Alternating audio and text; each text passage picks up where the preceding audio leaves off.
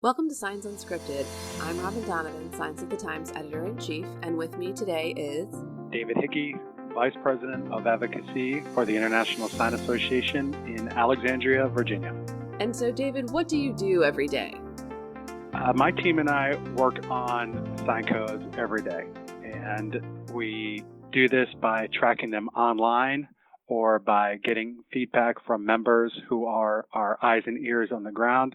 And we want to make sign codes as business-friendly as possible so that our members and the sign industry can protect and grow their business.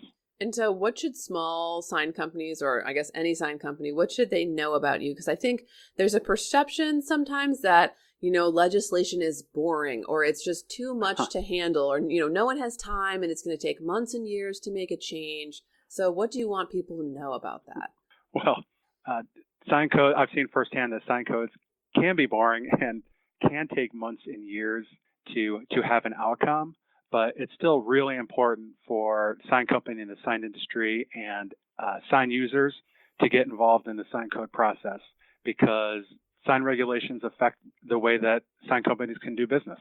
Yeah, definitely. And so what are some of the biggest hurdles or some of the most common problems you've seen in sign legislation? I think one of the big issues is that there are 30,000 local jurisdictions in America, and each of them have their own unique sign code. And I've been with ISA since 2006, and I never really thought about how signs are regulated, and I never even considered that there was a sign industry. But I quickly learned that signs are regulated like no other product that I'm familiar with. So we've had to develop an advocacy approach that's pretty unique in Washington, D.C., and this is one that focuses on the municipal level of government, and that mostly involves educating and influencing the local officials who draft, enforce, and enact sign regulations. And for the most part, this means planners. So that's our main audience, and that's who we work with, and that's who sign companies, of course, in their daily work of getting sign permits approved, work with. And so... yeah, one of the things I think we've looked at for Signs of the Times is that covering legislation is really, really difficult because what influences one city and one locality is so different from what matters to someone 20 miles away sometimes. And so, you look at a publication that's going internationally and sometimes we say, oh my gosh, like there's no great way of doing this. So how can people kind of stay on top of what's happening? And if they want to start to get involved, what's the first thing? Because I know a lot of people they're a one-person business at times. Mm-hmm. Obviously, every community is different in our system of, federal government, state government, local government, so many local jurisdictions.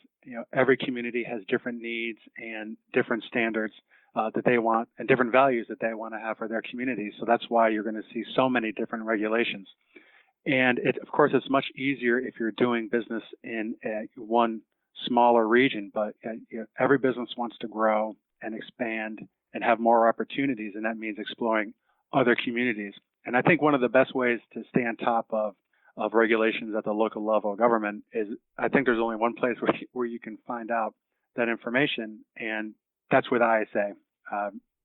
There's just three of us here that are working on advocacy issues on sign regulations, and that's me and Kenny Peskin, who is from the sign industry. His family's been in the sign business for decades, and then James Carpentier, who is located in Arizona, and he is a planner by trade, and so he brings that perspective. We have the sign industry perspective and the planning community perspective, and since we track sign codes and we are able to identify trends and new regulations that are coming out, if a member company wants to find out how a local community regulates signs or something like that, then they just have to contact us, and hopefully we'll be able to provide them with that sort of information. Okay, and what's the best way to contact you? You can contact us via our emails, which is david.hickey@signs.org or kenneth.peskin@signs.org or james.carpentier@signs.org, and that's CARPENTIER. And we have another email too, which I believe is signagehelp@signs.org. Oh, that's a good one. Okay, so signagehelp@signs.org. If you don't have a pencil and paper, you could probably even remember that. So what, in terms of you're thinking of recent wins and successes, So say someone's going to get involved, let's give them a little motivation. Tell us about something that's gone well, some positive change that has been made through advocacy work recently. Let's see. One of the biggest things that we worked on recently was we'd like to help communities that need help revising their sign codes to give them the information and resources that they can use to develop sign regulations that are more effective and that help their communities grow. We had a great outcome in Tucson, Arizona recently, which is, of course, it's a huge metropolitan area in Arizona, and that was where there were several aspects of the sign code that needed improvement and modernization, especially when it comes to electronic message centers. And we worked on that. We gave them information on that. That was something that took months and months. We had the local affiliated association involved in that. We had sign company members involved with that. And of course, James was intimately involved on a regular basis, meeting with local officials, and the local Chamber of Commerce also got involved. That's one thing that we like to do, Robin, is get chambers of commerce involved in the sign code development process.